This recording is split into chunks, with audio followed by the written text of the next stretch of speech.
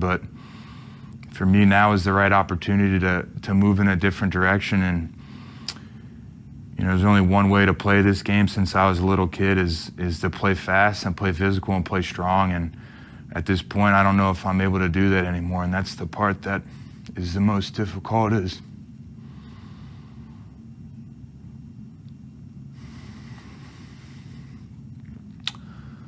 I still want to play, but I don't think it's the right decision.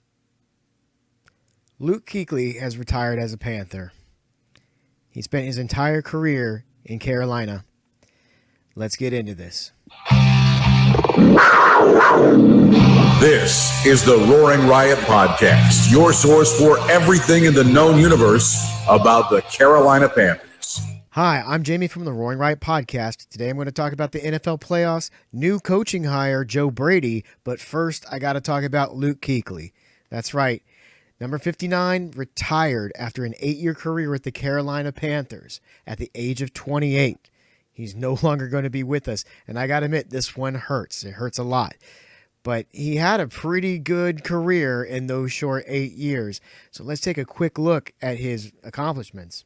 Luke made his presence known when he was the NFL Defensive Rookie of the Year in 2012. He followed that up by being the NFL Defensive Player of the Year in 2013. In 2012 and 2014, he led the NFL in tackles. He was a 7-time Pro Bowler. And finally, no one in the NFL over that 8-year span had more tackles than Luke.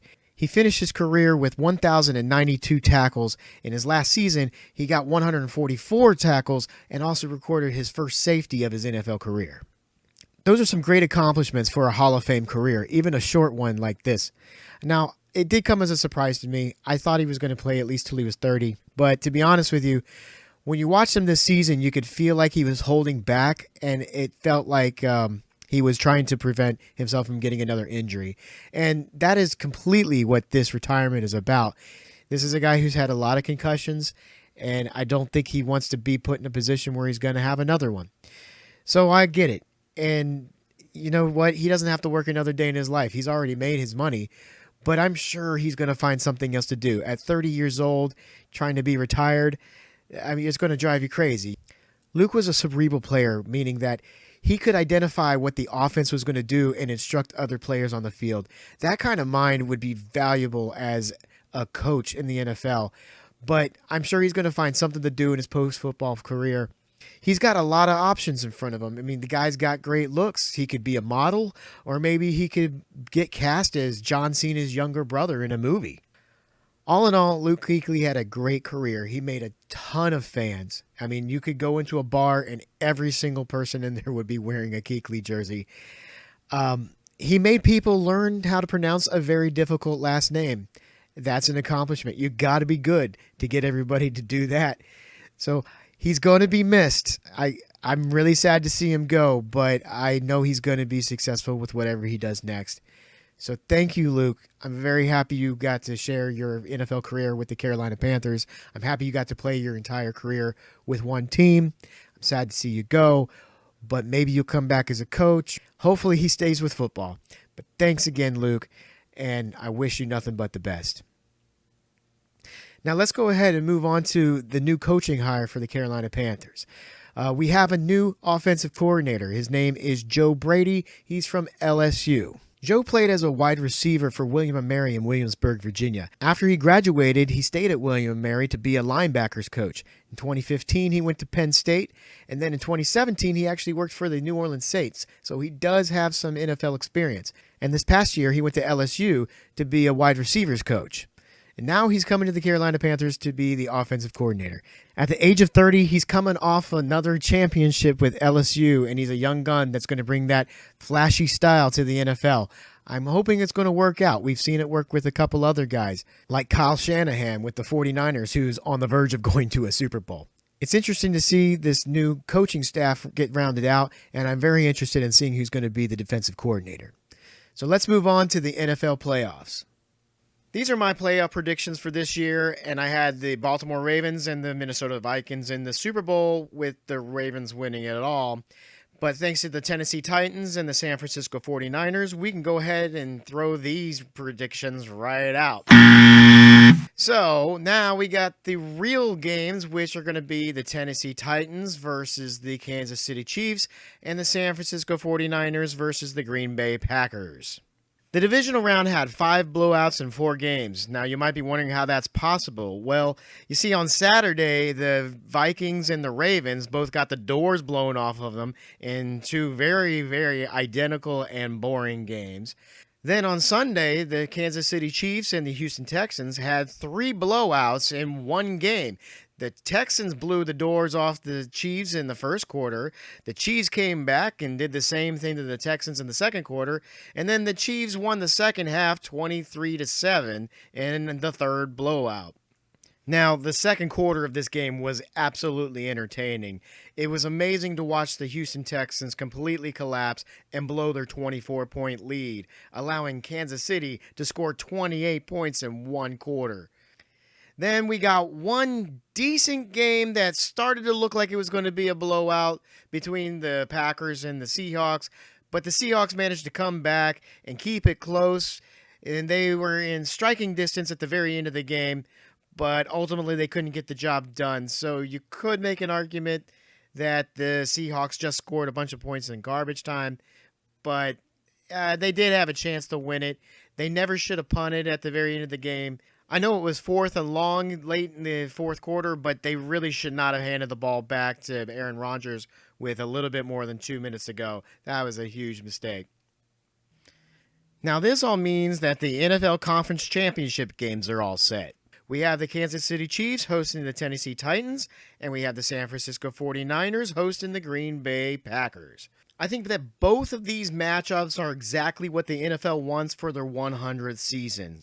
I don't think they could have scripted it any better. Both of these matchups have a lot of history. The Kansas City Chiefs and the Tennessee Titans were original AFL teams in 1960, but back then they were known as the Houston Oilers and the Dallas Texans. The Houston Oilers actually won the AFL championship the first 2 seasons, and then the Dallas Texans won it for the 3rd season. This was the first of 3 AFL championships for the Kansas City franchise. Not too long after that, the Dallas Texans moved to Kansas City, where they proceeded to win 2 more AFL championships. Both times they went on to play the NFL champion in the pre-merger Super Bowls. They lost to Green Bay in the first World Championship game between the AFL and the NFL, which wasn't called the Super Bowl at the time, but then they won Super Bowl IV for their first and only Lombardi Trophy. On the NFC side, we have 2 historic franchises going head-to-head. We have the second oldest team in the Green Bay Packers, who are 4-1 in the Super Bowl, also having won the first 2 Super Bowls, going up against the San Francisco 49ers, who are 5-1 in the Super Bowl. Their last appearance was the 2012 season, where they lost to the Baltimore Ravens, and their last win was the 1994 season when they beat the San Diego Chargers. The 49ers were started after World War II as one of the founding teams of the All-American Football Conference. In 1950, the AAFC merged with the NFL, and 3 teams came over while the rest of the players were absorbed by the remaining teams. The other 2 teams being the Cleveland Browns and the first iteration of the Baltimore Colts. Again, this is another dream matchup for the NFL, having these 2 stalwart franchises going head-to-head in the 100th anniversary season. Now, before I go on to make the predictions for the NFC Championship games, I want to show you these predictions I made back in September of 2019 before the season started. I had the Kansas City Chiefs beating the New Orleans Saints in the Super Bowl, and that was way before I knew how good the Ravens were going to be this season. In fact, I had the Ravens missing the playoffs at 8-8. Now that we're coming back to reality, let's take a look at the Kansas City Chiefs versus the Tennessee Titans. We have Ryan Tannehill versus Patrick Mahomes. The Titans have been playing team football to get where they're at right now, but I don't think they can handle the Chiefs. The Chiefs went down by 24 points, and they didn't panic at all. It was almost as if they told the Texans, we're going to spot you 24 points and still give you a beatdown. So I'm going to take the Chiefs all the way in this game. Going over to the NFC, we got Aaron Rodgers going to San Francisco to face Jimmy Garoppolo. I am not a believer in the 49ers. I know every week they keep winning, but I'm not convinced that this is a world championship team. So I'm going to go with the experienced leadership of Aaron Rodgers to win this one and make it to the Super Bowl. This will also be the wonderful story that the NFL wants to sell for the Super Bowl, being a rematch of Super Bowl I for the NFL 100th anniversary season. Now, in that game, I'm going to revert back to my preseason Super Bowl pick of Kansas City. I'm going to ride them all the way to another Super Bowl victory. I think Kansas City is going to flip the script, and they're going to win in this rematch, which will be their second Super Bowl in 50 years. Andy Reid will finally get over the hump, and Green Bay will fall to 4-2 in their Super Bowl record. And there you have it. Those are my predictions for the NFL playoffs. Hopefully this weekend will help you keep your mind off of losing Luke Kuechly. I'm going to put the link to that video in the description, and if you haven't watched it, you definitely should. I'm Jayme, and this has been a presentation of the Roaring Riot Podcast. It's part of the Riot Network, which is home of the Riot Report, where you can find original Carolina Panthers reporting and news. Also, be sure to like, share, and subscribe, and keep pounding. I'll see you next time. Panthers News Blitz. Made with bits of real panther, so you know it's good. This is the Roaring Riot Podcast. And now, of course, it's time for my final four.